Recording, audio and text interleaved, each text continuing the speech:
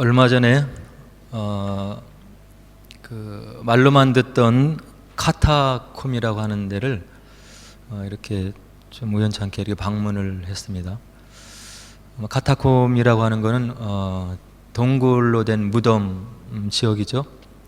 그래서 이제 초대교회 때 환란이 임하니까 공개적으로 예배를 드릴 수 없어서 우리 믿음의 선진들이 무덤가에서 지내면서 이렇게 하나님께 예배를 드리고 또 그들의 신앙을 지키기 위해서 성령님께 전적으로 의지했던 그런 환란의 시간을 지낸 우리 초대교회 믿음의 선진들이 있는 거죠.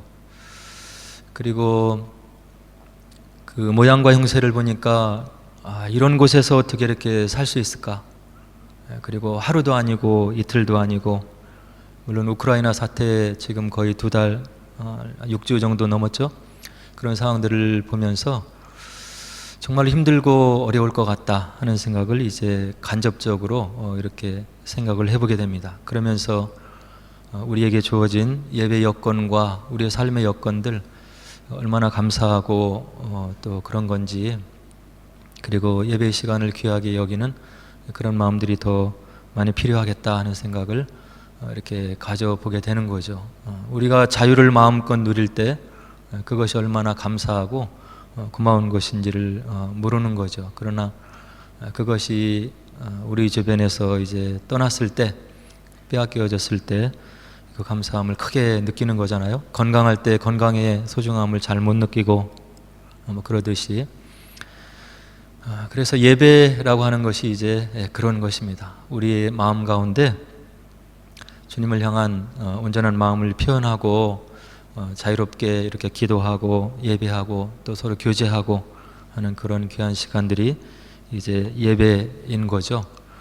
그래서 우리 주님과 함께 계셨던 우리 사도들도 이제 주님과 함께 예배하고 경배하고, 또 그들이 함께 경배했던 야훼 하나님을 섬기고, 또 구약에 여러 가지 얘기되어 있던 절기들을 지키기 위해서 예루살렘으로 수차례 올라가고, 이제 그렇게 했던 일을 예수님과 그 따르는 사도들 또 제자들 무리들도 이렇게 했던 것을 우리가 성경에서 알 수가 있습니다.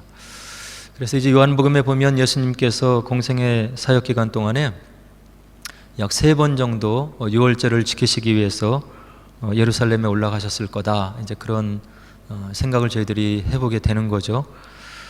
그런데 이제 오늘은 그 3차례 혹은 4차례 이렇게 예루살렘 성을 올라가는 그런 예수님의 행진이 있었을 것인데, 오늘 특별히 오늘은 이제 종려주일이라고 이렇게 저희들이 이름을 지어서 지키고 있는 거예요. 그래서 앞으로 놓여져 있는 십자가의 고난을 담당하시기 위해서 예수님께서 이제 마지막으로 제자들과 함께 따르는 무리들과 함께 예루살렘으로 이제 올라가시게 되는 거죠. 그래서 오늘 본문을 읽지 않았지만 마태복음 21장 1절로 11절에 보면 예루살렘에 들어가시는 그런 장면들을 소상하게 기록해 놓고 있습니다. 그래서 예루살렘 가까이에 예수님과 무리들이 임해서 그 감람산 벳바게라는 곳에 이르렀더라. 그래서 이 제자들이 모여 있는데 예수님께서 2 제자를 특별히 이렇게 보내셔요. 뭐라고 얘기하시냐면 맞은편 마을로 가라. 거기에 가면 매어 있는 나귀와 나귀 새끼가 함께 있는 것을 볼 것인데 풀어서 좀 내게로 가져오라.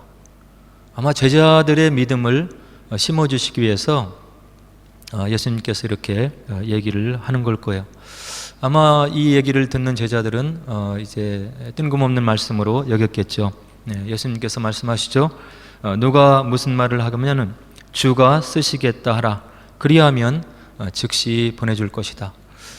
지금 다가온 경험한 일이 아닌데 따라오는 무리들 제자들에게 예수님이 이런 얘기를 하시는 거예요. 그래서 예수님의 사역을 보면 그 믿음을 심어주시기 위해서 여러 가지 그들의 경험과 생각과 어떤 이런 이성의 사고방식을 뛰어넘는 그런 일들을 많이 하시는데, 이 장면도 이제 그런 거죠.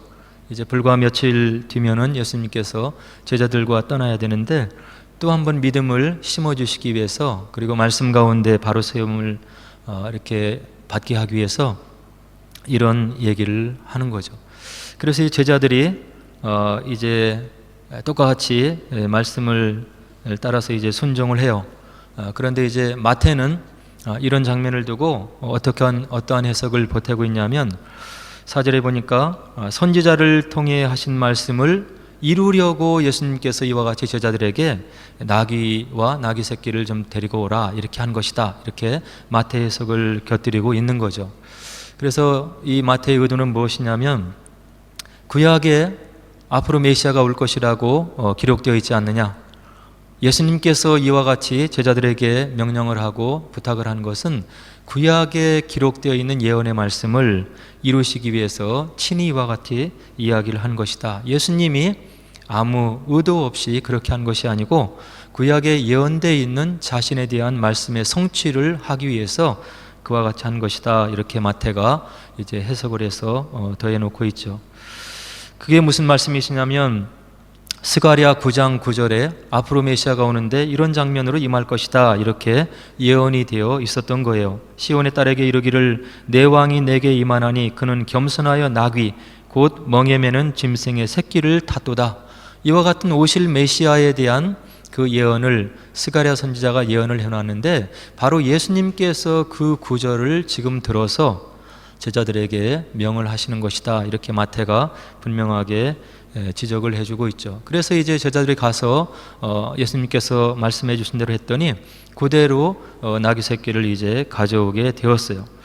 그래서 이제 무리들이 행하는 행동이 있는데 자기들의 겉옷을 다 벗어서 길에 펴고 나귀 새끼 위에 이렇게 펴고 이렇게 해서 예수님을 거기에 앉게 하시고 이제 종려나무 가지를 꺾어서 두 손을 들어서 나무 가지를 흔들면서 예루살렘으로 입성하시는 예수님을 향해서 이제 찬송을 부르게 되는 거죠.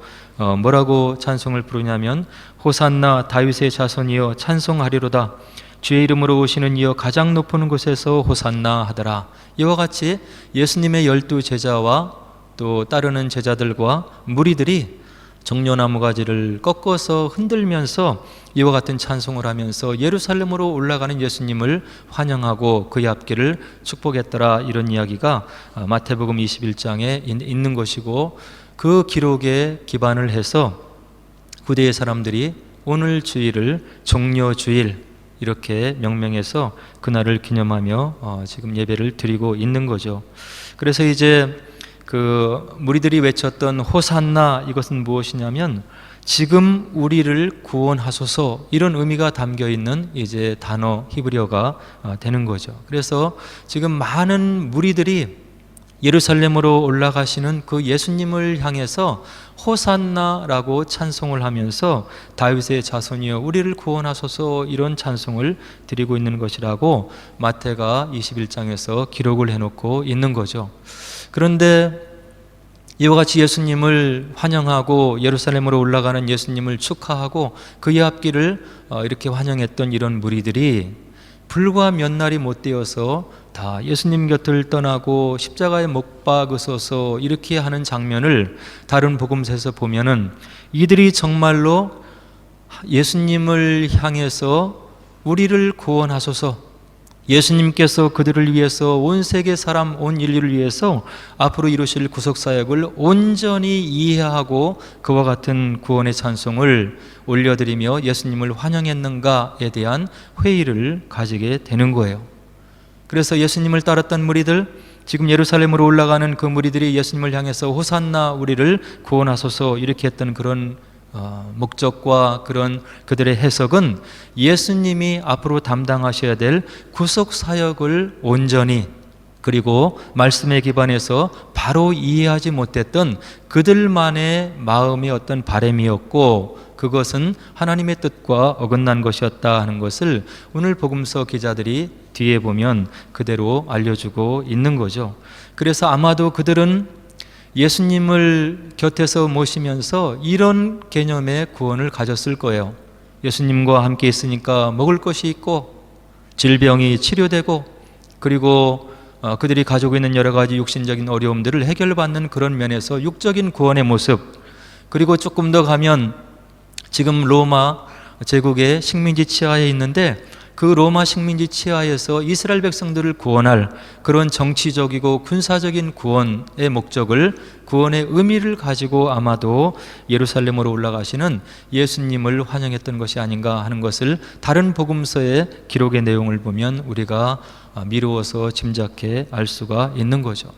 그래서 이런 무리들을 바라보면서 저희들이 또 생각할 수 있는 것은, 우리들이 예수님을 구주로 믿고 나를 향한 주님의 뜻이 있고, 그리고 우리 가족을 향한 주님의 뜻이 있고, 우리 교회를 향한 주님의 뜻이 있고, 우리가 기도하면 하나님의 뜻을 온전히 알 수 있다고 이렇게 믿고 나아가고 있는데, 그 믿음 속에 우리가 경계를 바로 세워야 되는 것이고, 그리고 우리가 주의를 해서 그 뜻이라고 생각되는 것이 정말로 하나님 말씀에 부합한 것인지, 그리고 정말로 하나님의 뜻인지를 우리가 다시금 기도하며 두 번, 세 번 우리들이 간구하고 마음의 소원으로 내려놓고 있는 모든 것들을 살피고 체크하고 말씀으로 검증받고 우리가 겸손하게 하나님께 나아가는 그런 자세가 필요하겠다 하는 생각을 오늘 예루살렘을 향해서 올라가는 그런 무리들의 구원 찬송을 우리가 보면서 이제 이렇게 생각을 해보게 됩니다. 그래서 이제 예루살렘에 올라간 다음에 예수님께서 일주일이었는데 여러 가지 많은 일들이 이제 일어나게 되는 거예요. 무고하게 모함을 받고, 그리고 로마 병정에 잡혀가시고 고초를 당하고, 그리고 모해를 받고, 또 여러 제자들의 배신을 당하고, 또 그리고 겟세마네 기도의 사건이 있고, 그리고 십자가에 나중에 올라가셔서 달려 돌아가시는 그런 수많은 사건들이 복음서에 상세하게 기록되어 있는 것을 우리가 복음서를 통해서 확인해 볼 수 있는 거죠. 그런데 그 여러 가지 불과 일주일 사이에 일어났던 수많은 사건들 중에서 오늘은 우리들이 보통 알고 있는 최후의 만찬이라고 하는 그런 장면을 좀 함께 살펴보면서 여기에서 주님께서 하나님의 말씀이 우리에게 뭐라고 얘기하시는지를 함께 좀 생각해 보도록 하겠습니다. 오늘 함께 읽은 본문의 말씀 17절에 보니까 이와 같은 말씀이 기록되어 있어요. 무교절의 첫날에 제자들이 예수께 나와서 이르되 유월절 음식 잡수실 것을 우리가 어디서 준비하기를 원하시나이까? 전례에 따라서, 그리고 말씀에 따라서 유월절을 지키기 위해서 올라간 예수님과 제자들, 이제 제자들이 그 유월절을 말씀에 따라서 지키기 위해서 예수님께 물어보는 거죠. 우리가 주님과 함께 유월절 음식을 이제 먹어야 되는데 어디서 준비하기를 원하시나요? 이렇게 제자들이 예수님께 물어보는 거예요. 그래서 예수님께서 그 제자들에게 이제 얘기를 하는데 또 선문답 같은 그런 대답을 또 해주시는 거죠. 18절에 보니까 성한 아무에게 가서 이르되 선생님 말씀이 내 때가 가까이 왔으니 내 제자들과 함께 유월절을 내 집에서 지키겠다 하시더라 하라. 예수님이 유월절 음식을 어디에서 준비해야 하나요? 물어봤을 때 예수님이 그 제자들에게 주신 답변인 거죠. 성 안으로 들어가라. 그래서 아무에게나 가서 너희들이 만나는 사람을 붙잡고 이와 같이 이야기를 하라. 선생님의 말씀이 내 때가 가까웠으니 내 제자들과 함께 유월절을 내 집에서 지키겠다라고 이렇게 이야기를 하라. 그러면 그가 너희들의 준비를 도와줄 것이다. 이해할 수 없는, 그리고 납득이 되지 않는 그런 말씀을 또 제자들에게 예수님께서 이야기를 해주고 있는 거예요. 아마도 불과 며칠 뒤에 예수님께서 이들을 떠나고 그들이 믿음 가운데 바로 서서 나의 말씀을 성령이 오신 가운데 성령이 생각나게 하셔서 그들이 믿음 가운데 서 있게 하기 위해서 예수님께서는 지금 꾸준히 그들의 믿음의 단초를 세워주시기 위해서 계속해서 이와 같은 일을 하시는 것을 우리가 말씀을 통해서 살펴볼 수가 있는 거죠. 이것을 저희들이 다른 말로 표적이라고 하고 기적이라고 하는 거죠.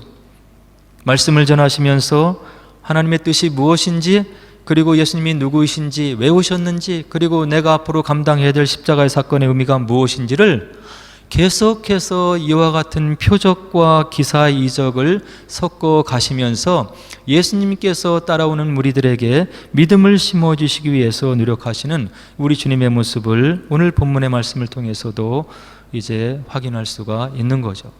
그래서 이제 예수님의 말씀을 붙잡고 성 안으로 들어가서 만나는 사람에게 요청을 했더니 제자들이 그 말씀대로 그대로 체험하는 것을 말씀 기록을 통해서 볼 수가 있는데요. 18절에 보니까 제자들이 예수님이 시키신 대로 하여서 유월절을 준비했더라, 이와 같이 기록을 하고 있어요. 예수님이 하신 말씀대로 그들이 나아가서 성 안에서 만나는 사람을 붙잡고 얘기했더니 바로 자리를 내어주고 그곳에서 유월절을 준비할 수 있도록 해서 그 말씀대로 이루어졌더라, 그런 이야기죠. 그리고 나서 19절로 20절에 보니까 이제 날이 저물었어요. 그리고 예수님의 12 제자들과 함께 앉아서 유월절 식사를 하시더라, 이렇게 지금 기록을 하고 있죠.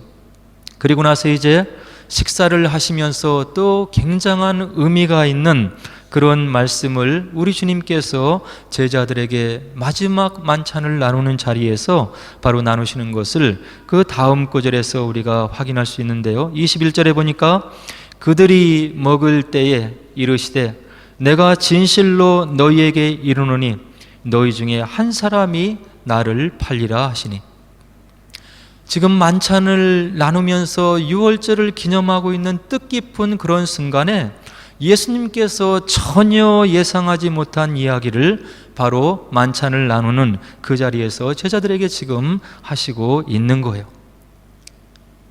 제자들 모두 예수님께서 나를 참 제자로 여겨주시겠지, 그리고 우리를 예수님의 제자로 인정하시고 그 가운데 특별히 뽑아서 12 사도로 세워주셨으니 우리를 믿고 계시겠지 하고 따르고 있는데, 예수님께서는 마지막 최후의 만찬을 나누시는 그 자리에서 이와 같은 엄청난 이야기를 바로 목전에 있는 제자들에게 지금 전해주고 있는 거죠.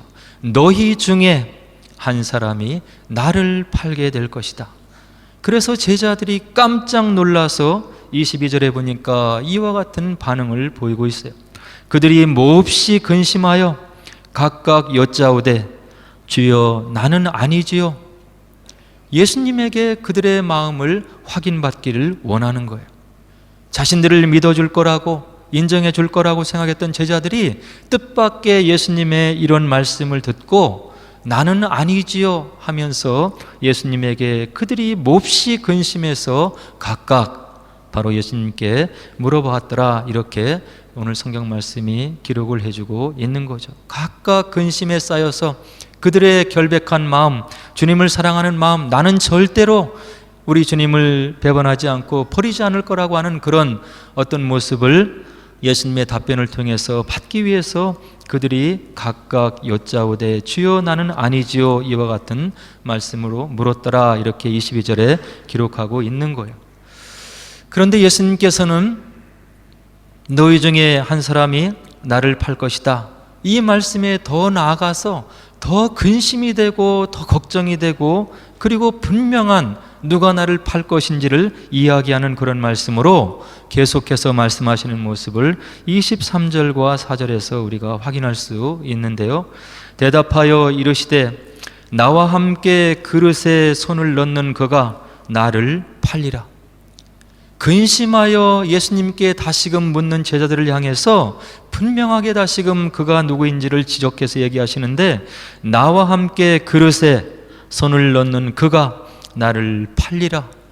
인자는 자기에게 대하여 기록된 대로 가거니와 인자를 파는 그 사람에게는 화가 있으리로다. 그 사람은 차라리 태어나지 아니하였더라면 제게 좋을 뻔하였느니라. 이 이야기를 들은 제자들의 마음이 얼마나 혼란스럽고 그리고 예수님을 바라보기에 민망스럽고 그리고 걱정스럽고 수심에 가득 찬 그들이 였을 것이라고 하는 것을 우리가 미루어 짐작해 볼 수 있는 거예요. 근데 이와 같이 나를 팔리라, 그리고 나와 함께 그릇에 손을 넣는 자가 나를 팔 것이다, 이와 같은 얘기를 했는데 바로 이윽고 가룟 유다가 나타나서 25절에 보니까 이와 같은 말로 예수님께 묻는 거죠. 예수를 파는 유다가 대답하여 이르되 라삐여 나는 아니지요. 유다는 지금 예수님을 향해서 주여 묻는 것이 아니라 라삐여, 가룟 유다에게 있어서 예수님은 주님으로 다가오지 않았던 거예요. 그 당시에 많이 있었던 율법을 설명해서 그들에게 풀어서 해석해서 가르쳐 주었던 율법 선생 중에 하나로 알고 있었던 가룟 유다가 예수님을 어떻게 이해했는지를 분명히 보여주는 단어가 여기에 있는 거죠. 다른 제자들은 주여, 나는 아니죠. 그러나 가룟 유다는 예수님을 향해서 이야기를 하는데 라삐여, 나는 아니죠.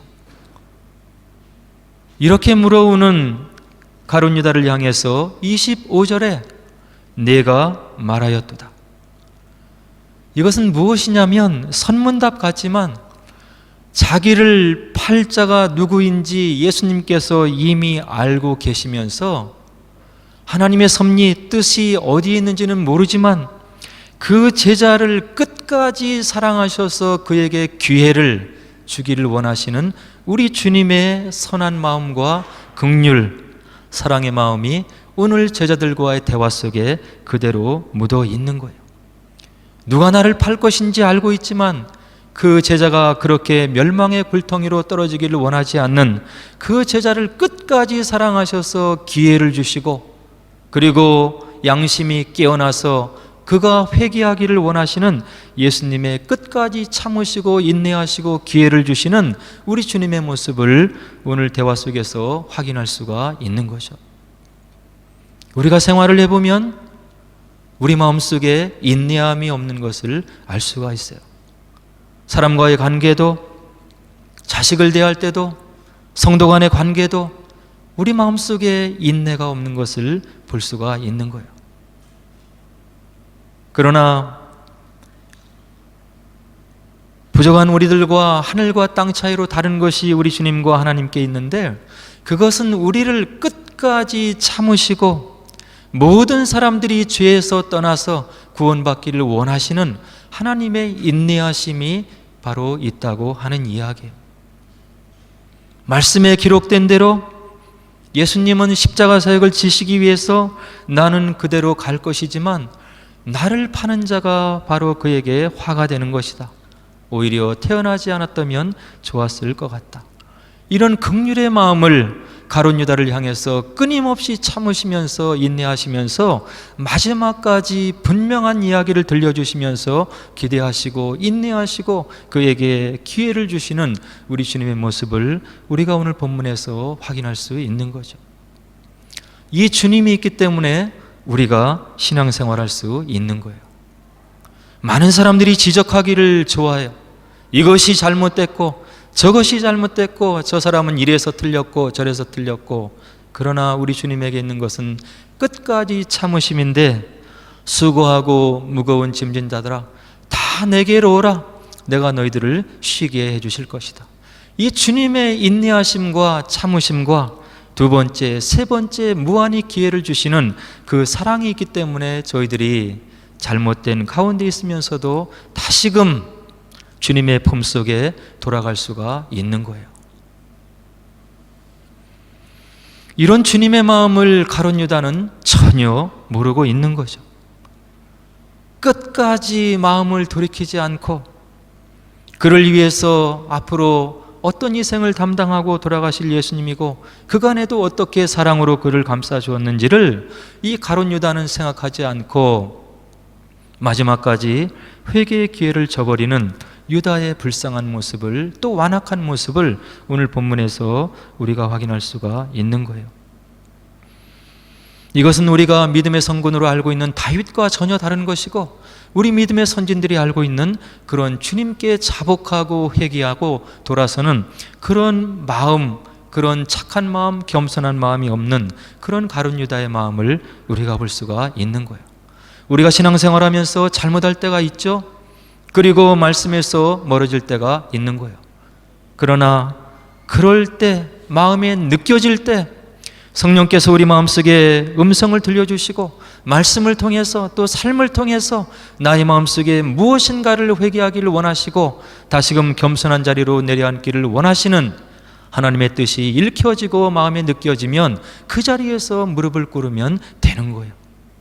그러면 다윗과 같이 다시금 쓰임 받는 것이고, 그런 우리를 불쌍히 여겨주시고 죄로부터 멀리 떠나갈 수 있도록 우리를 용서해 주시고 다시금 성령으로 위로해 주시고 격려해 주시고 하나님의 자녀로서 주님의 제자로서 살아갈 수 있도록 우리를 일으켜 주시고 인정해 주시고 격려해 주시는 주님이 바로 저와 여러분들의 주님이라고 하는 것을 우리의 신앙 여정 속에 꼭 기억을 해야 되겠다 하는 생각을 이제 해보게 되는 거죠. 그리고 나서 이제 이와 같은 예수님의 아픈 마음을 뒤로하고 이제 남아있는 제자들을 위해서 예수님이 세우시는 일이 있는데 성찬을 제정해서 세우시는 거예요. 예수님께서 지금 구약의 말씀에 기록되어 있는 유월절을 지키기 위해서 예루살렘으로 제자들과 올라가셨잖아요.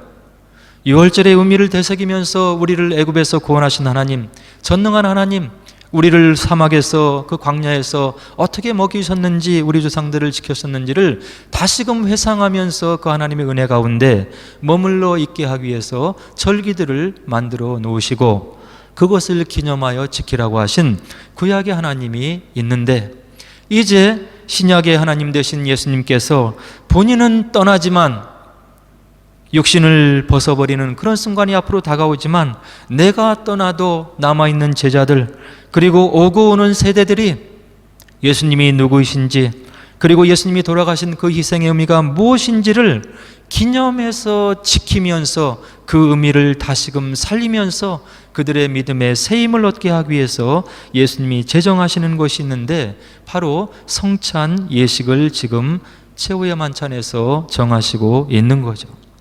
살펴보면 26절에 보면 그들이 먹을 때 예수께서 떡을 가지사 축복하시고 떼어 제자들에게 두시며 이르시되 받아서 먹으라 이것은 내 몸이니라 하시고 받아서 먹으라.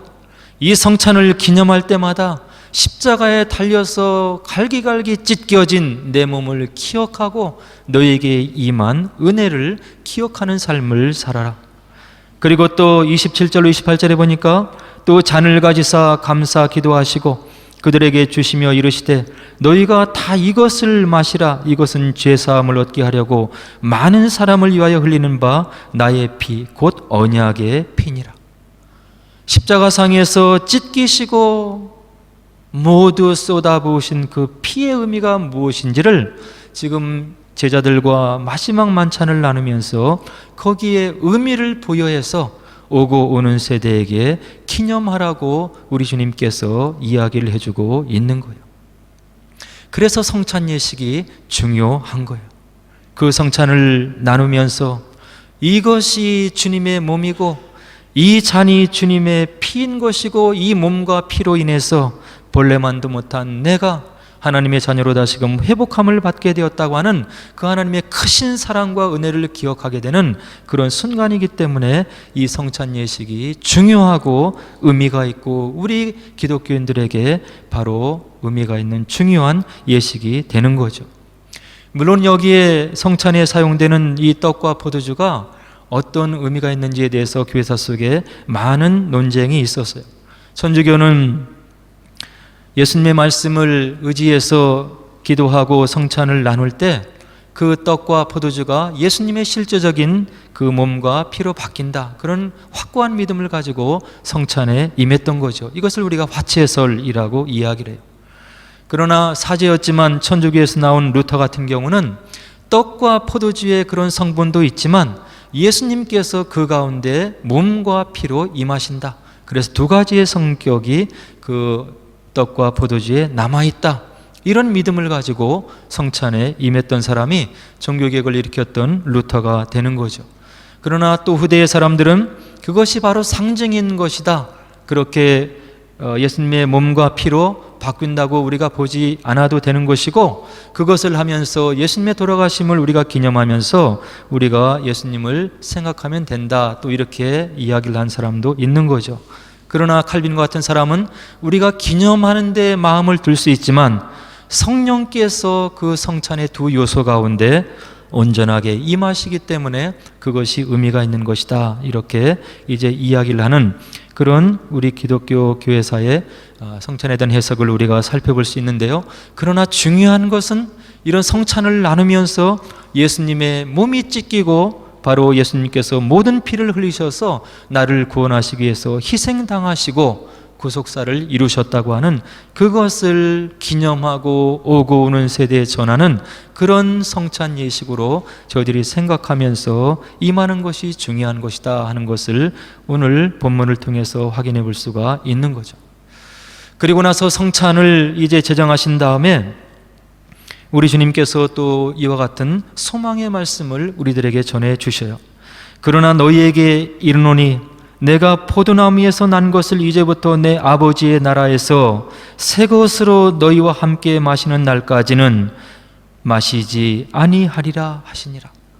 이거는 이제 예수님께서 육신의 몸을 입고 있을 때 너희들과 나누는 처음이자 마지막인 성찬이 될 것이다, 이런 이야기를 하시는 것이고, 그러나 내가 육신을 벗고 나를 보내주신 아버지 앞에 돌아가지만 하나님의 경륜 가운데 다시 올 날이 있는데, 그때 내가 새 포도주와 성찬을 몸을 나누면서 너희들에게 바로 이렇게 나누는 그런 날이 있을 것이다 하면서 우리들에게 궁극적인 소망을 다시 한번 알려주시는 예수님의 음성을 우리가 들어볼 수가 있는 거죠. 이것이 바로 계시록에 나와 있는 새하늘과 새 땅이 되는 것이고, 우리에게 장차 임하게 될 하나님 나라의 영광을 예수님께서는 이와 같이 성찬과 연결해서 마지막 남겨지는 제자들에게 궁극적인 소망을 주시는 우리 주님의 모습을 우리가 29절에서 확인해 볼 수가 있는 거죠.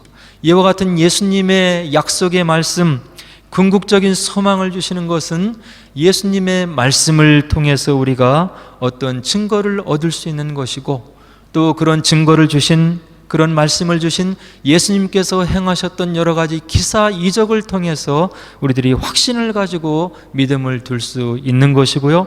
그리고 그런 예수님을 믿고 따랐던 수많은 역사의 증인과 우리 믿음의 선진들의 믿음의 행진을 우리가 바라보면서 바로 우리에게 주신 앞으로 이루어지게 될 새하늘과 새 땅에서 이루어지게 될 예수님과 나누게 될 그런 새 포도주의 만찬을 우리가 마음속에 새기고, 오늘 이 땅에서 힘들고 어렵고 그리고 고난이 있고 여러 가지 근심이 있고 또 여러 가지 아픔이 있지만 우리가 소망 삼고 주님 나라를 위해서 달려갈 수 있는 그런 말씀의 힘의 원천이 바로 오늘 주님의 말씀에 있음을 기억하시고, 우리들 가운데 임하신 예수님의 그런 희생의 의미가 무엇인지, 그분께서 제정해 주신 성찬의 의미가 무엇인지, 그리고 나의 삶 속에서 역사하시고 함께해 주시는 그 부활하신 주님의 역사를 마음에 우리가 새기시고, 오늘도 주님의 제자로서 하나님의 자녀로서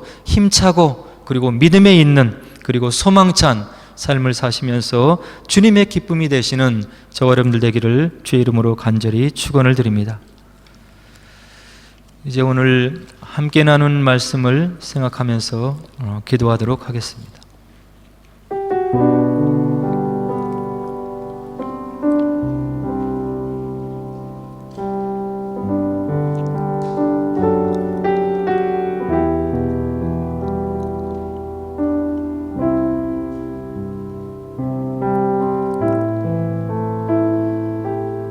일상에서 주어지는 여러 가지 분주한 일을 저희들이 해나가다 보면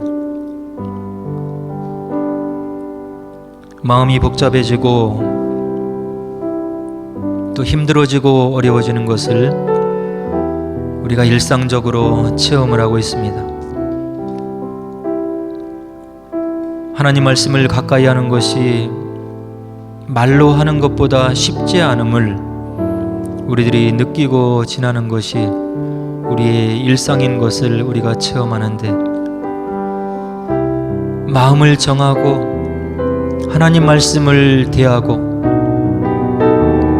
시간을 정해서 우리가 주님과 나누는 기도의 시간을 규칙적으로 가져나갈 때 그 속에서 회복되는 우리 마음 심령 성전의 회복을 우리가 생활 속에서 체험하는 것을 느끼게 됩니다. 이것은 무엇이냐면 하나님이 원하시는 마음을 우리가 갖고 살아야 되는데 그 마음을 위해서 말씀이 필요하고 기도가 필요한 것을 절감하며 느끼게 되는 것이죠. 내일부터 임하게 될 고난주간을 우리가 목전에 두고 있으면서 우리 마음이 주님의 십자가에서 멀리 멀어져 있는 것을 문득 느끼는 그런 부족한 삶을 살아가고 있는 것입니다.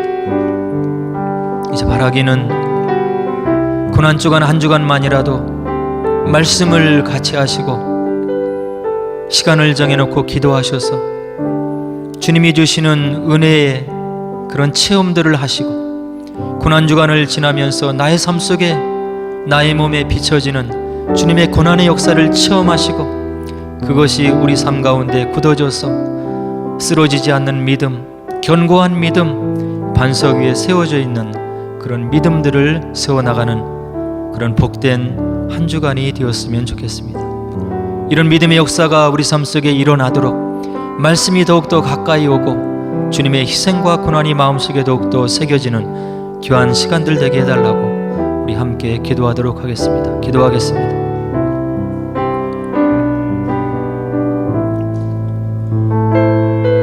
하나님 아버지, 감사를 드립니다.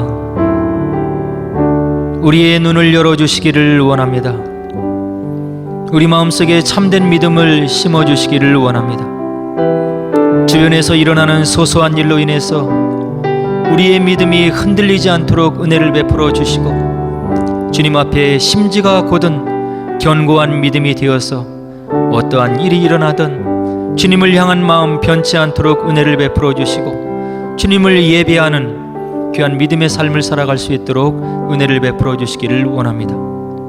세상에 있는 그 어떤 것도 우리를 주님의 사랑에서 끊을 수 없노라고 우리 선교자 되신 바울 선생이 얘기하셨는데, 그런 믿음이 우리 마음속에 있게 만들어 주셔서 우리의 삶을 복되게 하시고 우리의 모습을 끝까지 주님의 의로운 오른손에 붙들어 주시면서 인도하시는 그런 주님을 믿게 만들어 주셔서 우리가 흔들리지 않게 도와주시고 우리를 향하신 귀하고 선하신 뜻이 있는 복되고 아름다운 삶임을 기억하게 만들어 주셔서 주님을 찬양하는 삶이 되게 하시고 주님께 감사하는 믿음의 삶이 될 수 있도록 은혜를 베풀어 주시기를 원합니다. 우리의 믿음이 더욱더 자라나서 주님께서 우리를 믿고 주님의 사역을 맡길 수 있는 그런 든든한 반석 위에 세워져 있는 믿음을 소유한 백성이 되게 도와주시고 우리의 마음 가운데 성령께서 함께 하셔서 주님이 원하시는 귀한 사역을 감당해 드리는 아버지 복된 심령들이 될 수 있도록 주님 함께 해주시기를 원하옵고 예수님의 이름으로 간절히 감사하며 기도하옵나이다.